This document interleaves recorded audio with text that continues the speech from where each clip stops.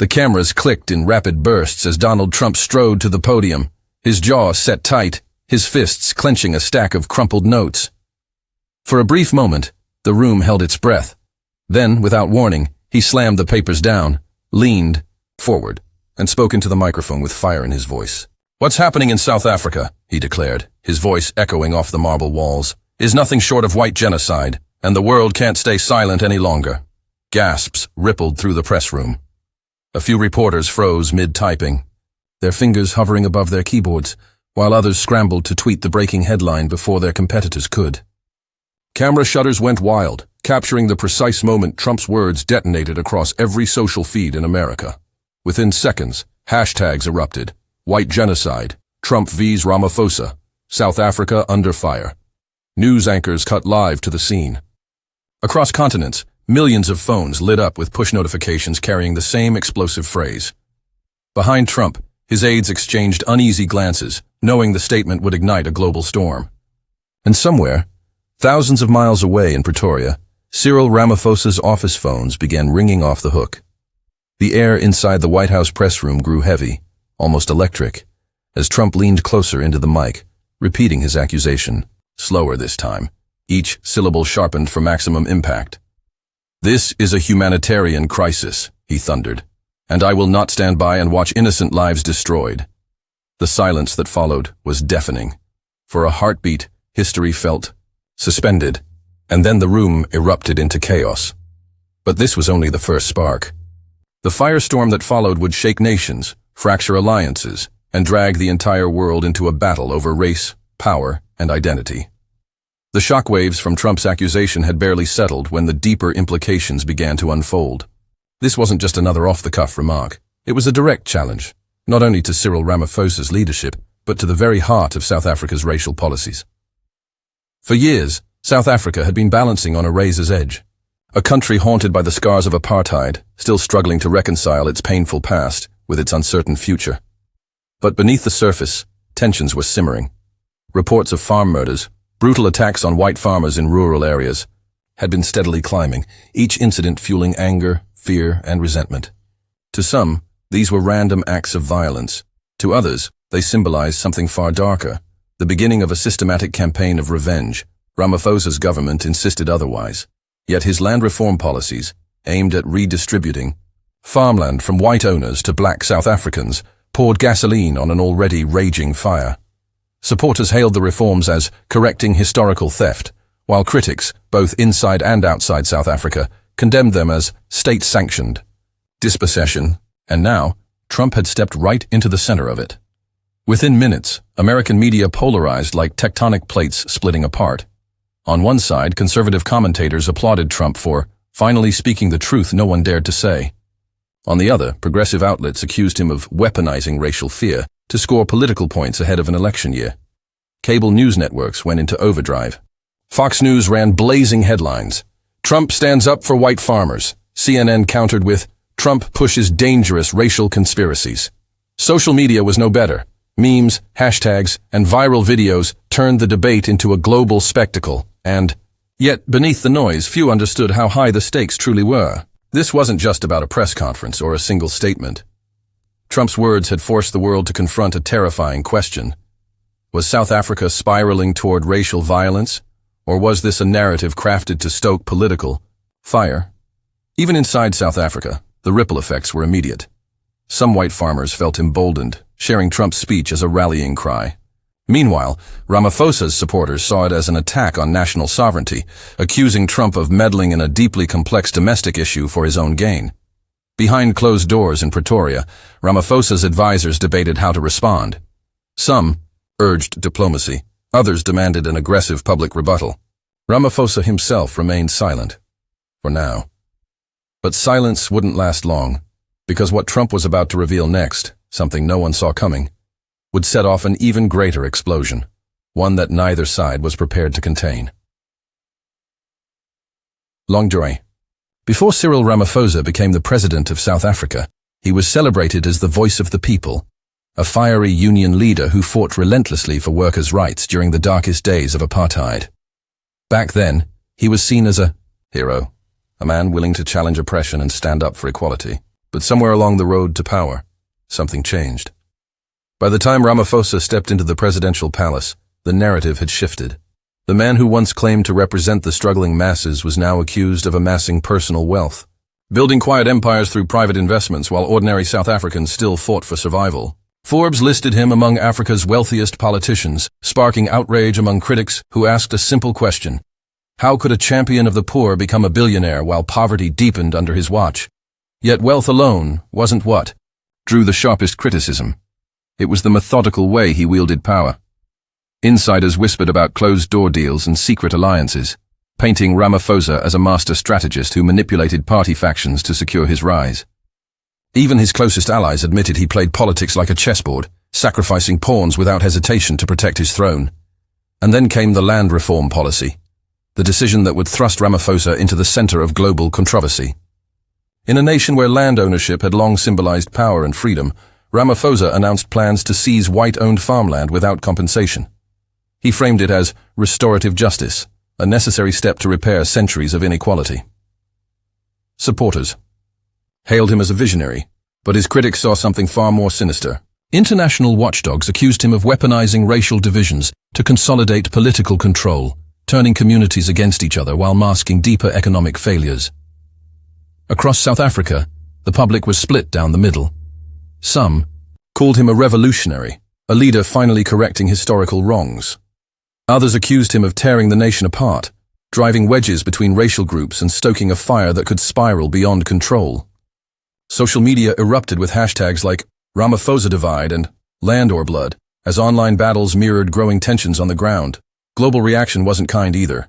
Human rights organizations expressed alarm over potential violence, while investors warned that South Africa's economy could collapse if land seizures sparked mass unrest. Foreign governments pressed for clarity, demanding assurances that minority rights would be protected. Ramaphosa's response? A carefully worded statement dripping with calculated calm, dismissing critics as fearmongers who misunderstand South Africa's historical wounds.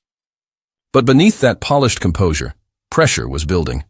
Farm attacks were rising, protests were intensifying, and racial narratives were exploding across news feeds worldwide.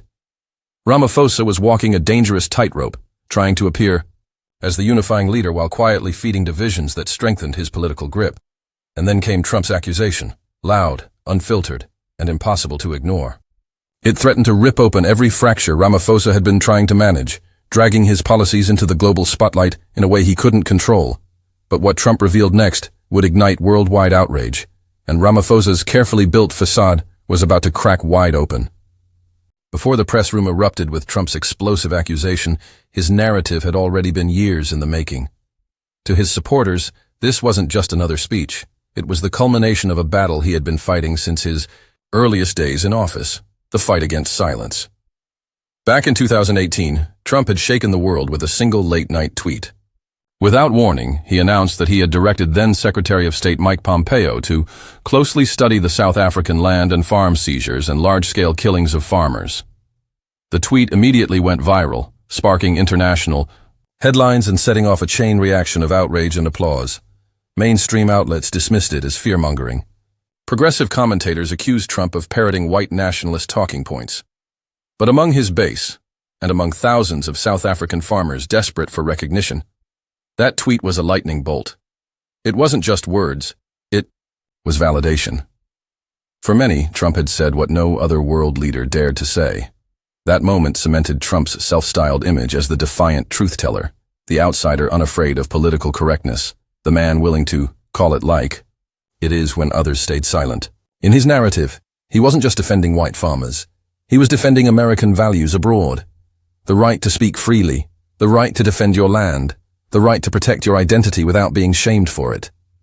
His supporters saw courage where critics saw chaos. At rallies, whenever Trump mentioned South Africa, the crowd roared, waving banners and chanting his name. To them, he wasn't meddling in foreign policy. He was standing up for the universal principle that no one should be silenced or erased, no matter their race, religion, or nationality. But Trump's framing went deeper than farm killings. He connected the crisis in South Africa to a broader, global narrative, one he claimed the mainstream media was deliberately ignoring. To him, this wasn't just about farmers. It was about a cultural battle over truth versus censorship, identity versus erasure, sovereignty versus control. Behind the scenes, aides tried to temper his language, warning that amplifying racial violence narratives could trigger diplomatic chaos.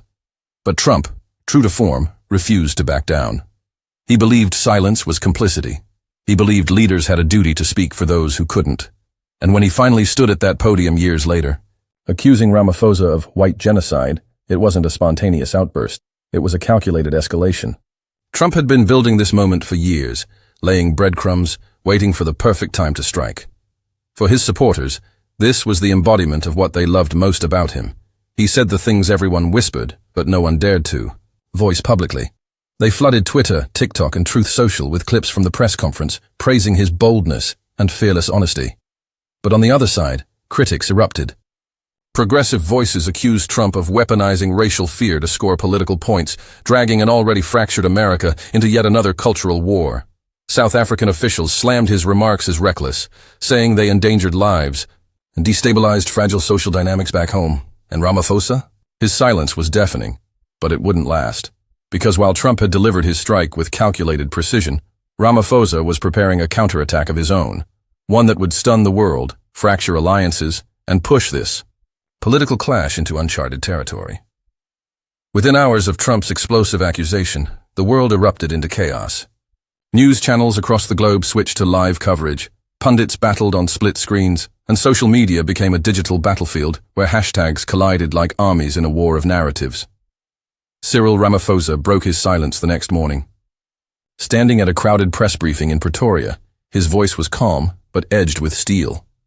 President Trump's claims, he said, pausing deliberately as cameras zoomed in, are reckless, irresponsible, and racist. South Africa will not be lectured by a man who knows nothing about our struggles, our history, or our sovereignty. The words landed like a thunderclap. Instantly, clips of his statement flooded the internet.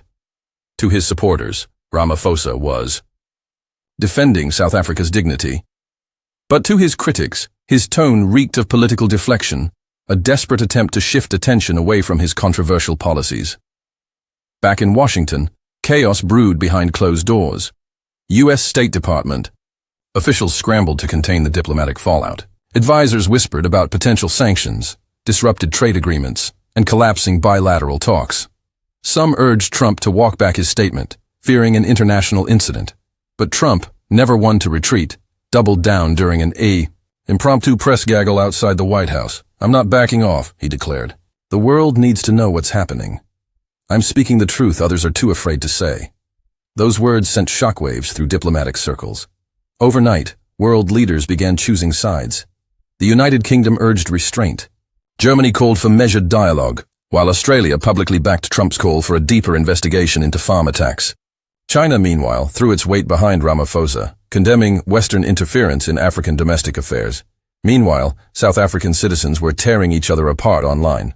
Twitter became ground zero for hashtag wars. Moms stand with Ramaphosa clashed with "Now Trump is right." Families argued across dinner tables. Activists organized marches, and political commentators fanned the flames on live television. By the end of the week, the confrontation dominated global headlines. CNN ran endless panels dissecting Trump's motives, while Fox News aired exclusive interviews with white farmers describing their fears and pleading for international help. South African state media countered with stories of historical land theft, framing Trump as a manipulative opportunist, exploiting racial trauma for political gain. Everywhere, the divide widened. Every tweet, every soundbite, every fiery headline seemed to harden people's positions. There was no neutral ground left, only two camps, each convinced they held the truth. Then came the live debates. Broadcasted simultaneously in the US, South Africa, and the UK, pundits screamed over one another, accusing, defending, fact-checking, and spinning. At one point, a South African activist shouted at an American conservative commentator, "You don't get to lecture us on human rights when your country is burning." The clip went viral within minutes, amassing millions of views and setting off yet another storm. It wasn't just a policy dispute anymore. It had become a global identity war, one dragging history, race, sovereignty, and politics into a single, explosive narrative. And then came the moment everyone remembers, the mic drop counterattack. The atmosphere was suffocating inside the White House press room. Reporters were still recovering from Trump's fiery accusation when he paused, glanced down at his notes, and slowly pulled out a thick folder stamped "Classified." The cameras zoomed in instantly. You could almost hear the collective inhale from the audience. Trump straightened his shoulders, locked eyes with the crowd, and said in his deliberate, measured tone, "You've heard the denials. You've seen the spin. But today, I'm showing you the truth they don't want you to see." Gasps rippled through the room. He opened the folder and held up a series of documents, waving them just enough for cameras to catch a glimpse of redacted lines, seals, and confidential markings. "These are U.S. intelligence reports," he continued. "They confirm exactly what I've been saying. Ethnic violence against white farmers in South Africa has been escalating at a catastrophic rate. The mainstream media won't cover it. They don't want this story out. But I'm putting it right here for the world to see." The room exploded. Some reporters shouted questions over each other, their voices colliding into a frenzy. Others scrambled to tweet screenshots of the documents, desperate to break the news first. The hashtags, #White Genocide, #Trump Files, and Ramaphosa Exposed surged into the global top trends within minutes. But it wasn't just the words. It was the cinematic delivery. Trump leaned forward, his voice dropping lower, forcing the room into silence as he emphasized each phrase. Cameras caught every flicker of expression, the clenched jaw, the steady gaze, the controlled rhythm of his breath. This wasn't the off-the-cuff Trump people were used to. This was calculated, deliberate, unapologetic. Ramaphosa, thousands of miles away in Pretoria, was watching it live. Initially, he sat stone-faced, flanked by advisors who whispered frantically in his ear. But as Trump laid out alleged, classified evidence, the cameras caught it. The slight tightening of Ramaphosa's jaw, the nervous tap of his fingers against the table, the faint but unmistakable shift in posture. For the first time, he looked rattled. Trump wasn't done. He clicked a remote, and behind him, a massive screen lit up with a series of charts, satellite images, and heat maps. "These are verified U.S. data points," he said firmly, tapping one graph showing spikes in rural violence. "These attacks are real. These people are dying. And global leaders like Ramaphosa are covering it up." The press room erupted again, but this time, the energy felt different. Reporters weren't just chasing headlines anymore. They were reacting viscerally to what they were seeing. Some whispered into cameras about shocking revelations. Others questioned the credibility of the reports, igniting instant on-air debates that spilled across every news outlet within the hour. Twitter was melting down. Influencers live-streamed their reactions in real time, their faces lit by the glow of screens as they pored over screenshots of Trump's documents. TikTok was flooded with 30-second clips of his mic drop moment, each one captioned with fiery hooks like, "Trump just exposed everything," and then, as if orchestrated, conservative. Commentators rallied online, declaring Trump the only world leader brave enough to speak the truth. Memes of Trump slamming the folder onto the podium spread like wildfire, while progressive voices warned that this was a calculated political stunt designed to inflame racial tensions worldwide. Meanwhile, Ramaphosa scrambled to regain control. Hours after Trump's press conference, he appeared on live television flanked by top advisors. His tone was sharp, his message deliberate. "These so-called intelligence reports are fabricated propaganda. South Africa will not be bullied or shamed by reckless leaders weaponizing racial fear for political gain." But his delivery betrayed him. The sweat on his temple, the slightly trembling hands, the uncharacteristic pauses. He looked less like a defiant leader and more like a man forced onto the defensive. Within minutes, international analysts were dissecting his body language frame by frame. By nightfall, the clash dominated headlines in every major capital. London tabloids screamed, "Trump versus Ramaphosa, the showdown." In Berlin, news anchors debated whether Washington's credibility was at stake.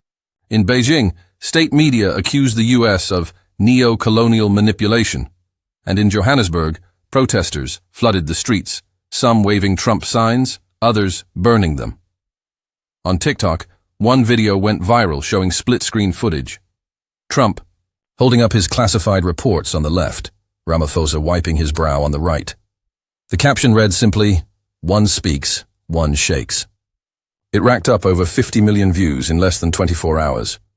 But while social media spiraled into chaos, diplomatic channels were imploding behind the scenes. The United Nations issued an emergency statement urging restraint. European allies privately pressed Trump to release full documents for verification, while South African officials lobbied African Union members to condemn Washington's destabilizing interference.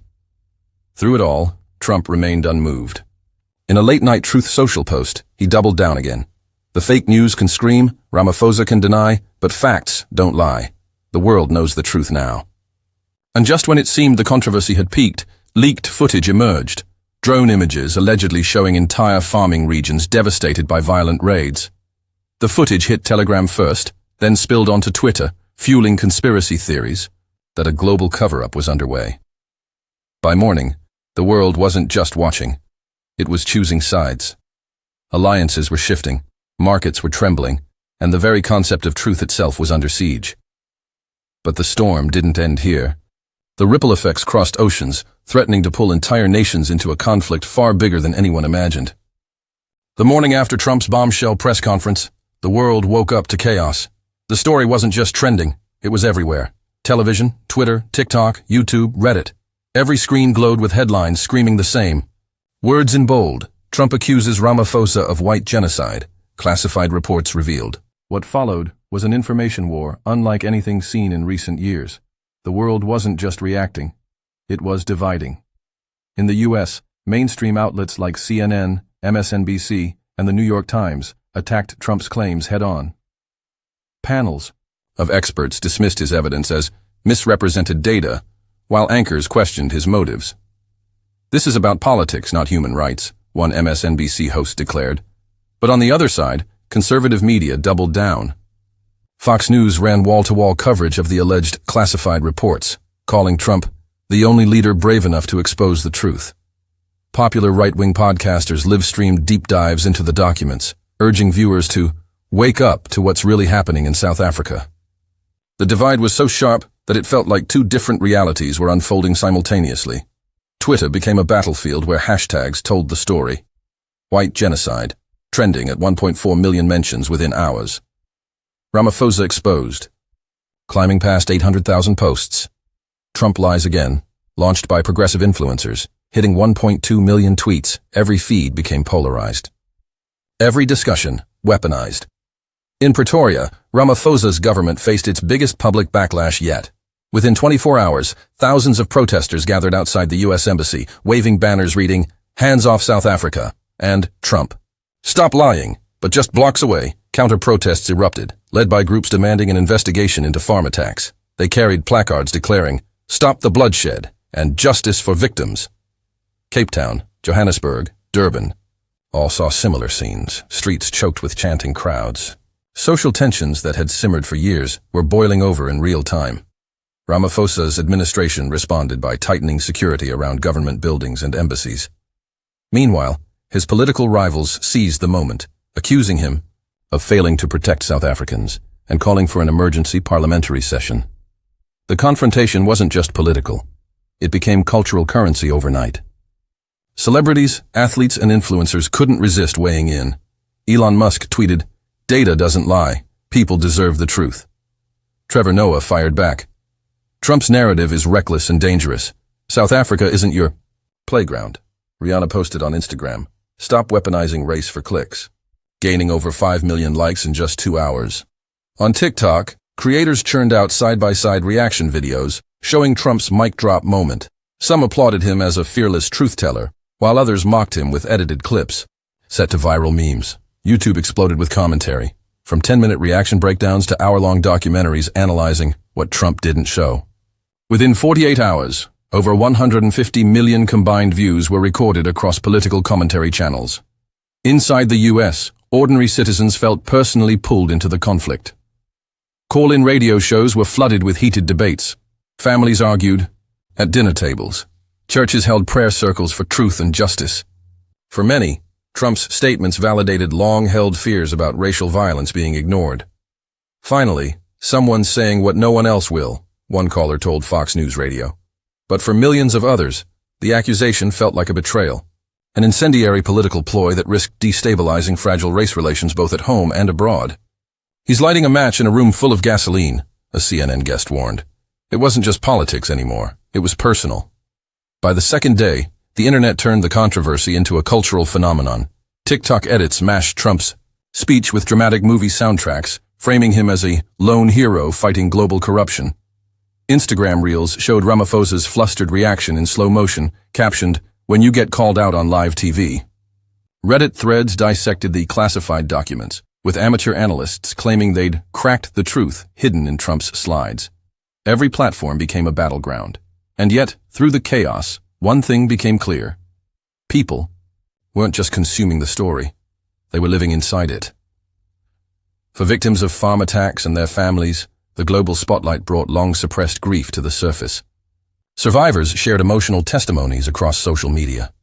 "We've been screaming for help for years. Finally, someone listens." But for many Black South Africans, Trump's framing felt deeply insulting. Community leaders accused him of oversimplifying a painful history and ignoring centuries of systemic inequality. The emotional divide widened with every passing hour. For some, Trump's words felt like validation. For others, they felt like an attack on identity itself. By the third day, as protests raged, social media burned and governments scrambled. An unexpected notification hit every major newsroom's inbox simultaneously. Leaked video footage, source unknown, title, "The Truth Behind the Trump Dossier." Nobody knew where it came from, nobody knew what was inside, but insiders whispered that the leak could change everything. And just when the dust began to settle, came the unexpected twist. The chaos that had consumed headlines for weeks finally began to settle. After days of protests, fiery debates, and viral wars, the world paused to breathe. The Trump-Ramaphosa showdown, once an all-consuming storm, was now transitioning into something larger. A global conversation about truth, dignity, and justice. Under mounting international pressure, South African President Cyril Ramaphosa stepped in front of the cameras once again. But this time, the tone was different. Gone was the fiery defiance of his earlier statements. Instead, he chose measured words that signaled a new approach. "South Africa's story is complex," Ramaphosa began, his voice steady but subdued. "We must confront the painful realities of our past while ensuring security and dignity for every citizen, regardless of race." His government announced the formation of an independent commission tasked with investigating farm attacks, land disputes, and racial tensions. It was a small step, but it marked the beginning of a national reckoning. Even Ramaphosa's harshest critics acknowledged the shift. International observers praised his attempt to cool the temperature and recenter the narrative around unity rather than division. For many South Africans, the moment offered a sliver of hope that the wounds of history could finally begin to heal. Meanwhile, former U.S. President Donald Trump took to a packed rally in Texas, clarifying his earlier remarks.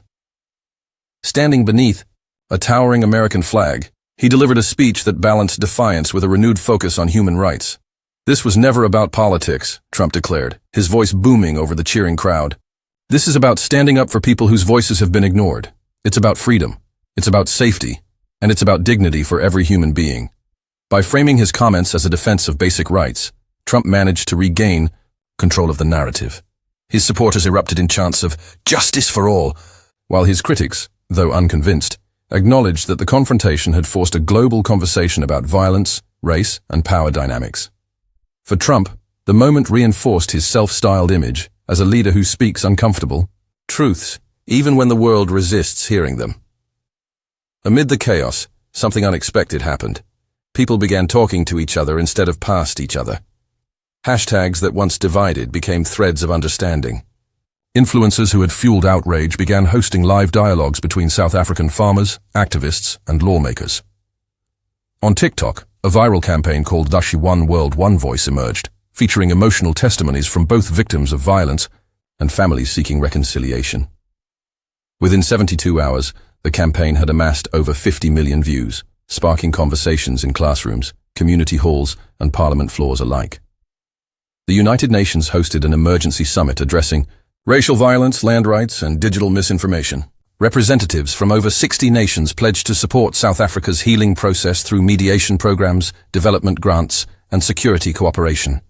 For the first time since the controversy erupted, the world stood still, not to choose sides, but to confront uncomfortable truths together. Out of the ashes of bitter accusations and explosive headlines emerged a unifying theme: dignity. Both Trump and Ramaphosa, in their own ways, had sparked conversations that transcended political boundaries. People across continents began reflecting on shared values. The right to safety, no matter where you live. The right to be heard, regardless of your race or background. The right to justice, free from manipulation or silence. Churches held vigils for victims of violence. Schools launched initiatives to teach conflict resolution and racial reconciliation. Families began having conversations long avoided. What started as a brutal clash of egos became a mirror for the world, forcing everyone to ask, what kind of society are we building for the next generation? For many in the U.S., the controversy reaffirmed a timeless principle. Freedom isn't just an American value, it's a human one. Trump's supporters hailed him as a defender of global human rights, while his critics used the moment to push for deeper systemic reforms within South Africa and beyond. In the end, the showdown became less about two leaders and more about two visions, one rooted in fear, division, and historical wounds, another striving toward dialogue, dignity, and collective responsibility. The lesson wasn't that one man was right and the other wrong. It was that truth demands courage, and progress requires listening, especially when it's uncomfortable. As the dust settled, one image captured the essence of this turning point. A viral photo of a white South African farmer and a black community. Leaders shaking hands outside a Johannesburg courthouse. Their faces were weary, but their grip was firm. Beneath the image, a caption read, "We cannot change the past, but we can shape the future, together." The photo garnered over 20 million shares in 48 hours. News anchors called it the image of reconciliation. For weeks, the world had been consumed by fear, outrage, and division. But in that single image, people saw what was possible. A glimpse of unity, fragile but real. This wasn't just a story about Trump. It wasn't just about Ramaphosa. It was a story about us, about humanity's eternal struggle between dignity and hate, justice and manipulation, silence and truth, and perhaps, amid all the noise, the world learned one lasting lesson. Freedom is fragile. Justice is precious. And when voices rise, no matter how loud or controversial, we must listen, not just react. Because in the end, history doesn't belong to the loudest. It belongs to those brave enough to face it. History isn't written by headlines. It isn't written by trending hashtags, viral tweets, or 30-second soundbites. History is written by those who dare to speak up. The Trump-Ramaphosa showdown wasn't just about two leaders. It was about us. It was about power, truth, dignity, and the courage to confront uncomfortable realities, no matter the cost. The world is still divided. The debate rages on, and the story isn't over. So now, it's your turn to speak. Do you stand with Trump, the defiant voice who claims to expose hidden truths? Or do you stand with Ramaphosa, defending sovereignty and the right to self-determination? Drop your thoughts in the comments below. We're reading every single one. And if you want to stay ahead of the next explosive political showdown, subscribe right now and turn on notifications, because what's coming next will change everything. Don't just watch history. Be part of it. Comment your side. Subscribe for more untold stories. Share this video with someone who needs to hear the truth. Next chapter is coming. Are you ready?